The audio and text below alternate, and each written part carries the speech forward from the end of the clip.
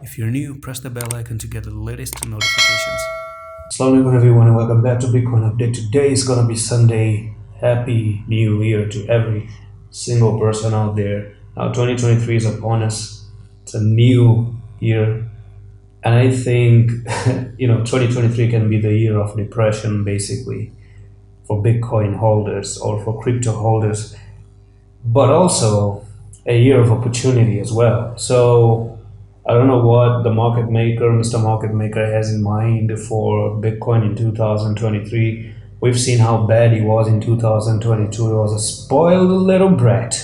Okay, now let's hope he behaves good for 2023 and it gives us something that we've been waiting for. Maybe discounts. If he wants to give us discounts, please throw a discount in my face.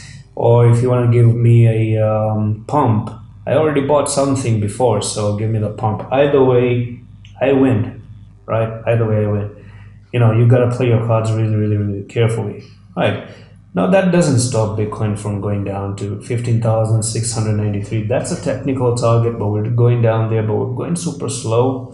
Today's Sunday, the last day of the week as well. Monday's gonna start off. So let's actually look at how the weekly time frame is being represented right now. So for Bitcoin, basically the weekly does look ugly because you're going really, really slowly to the downside. But this, you can see how the red is actually flashing. It shows that the sellers are stepping in, and the sellers are quite severe right now. So these sellers came inside here. You can see they push the red candles down. Tomorrow we might open up again and you might even see a green candle, and it's gonna be slowly.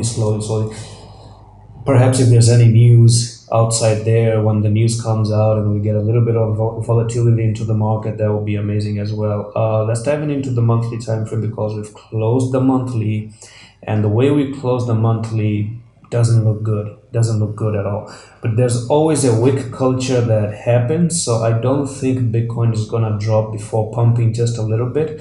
The reason why is because whenever the monthly opens up, there should be a wick like this and then move down. So basically that wick gets created in the beginning of the month in most cases. So the first few days of the month could be good. Could be good. And when I say could be good, I mean the altcoins can have small pumps, because what's good in going from 16,000 to 16,000, from 16,500 to 16,800? What is good in that? Nothing. That's not even what kind of a trade is that? Unless you're trading in millions of dollars, that's a different story. But if you're trading with less money, the way the retail investors are doing, I don't think it makes any difference if you do something like this. What kind of a money you're gonna get? And by the way, if they do pump it up like this, they can just do it very quickly, pump it up a little bit and then drop it down, and then you don't even get the chance to take out your profits. So no trading for Bitcoin, but maybe for the altcoins you might get some few patterns here and there, try to trade it off and get lucky as well. So January does look a little bit dangerous. We should be careful, definitely be very, very careful.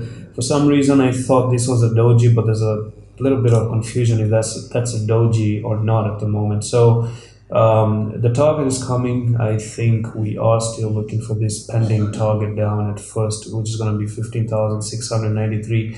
And in order to go lower, we need to lose 15,443 to continue even lower. That's pretty much it for this quick update. I'm going to see you in the next one. Office.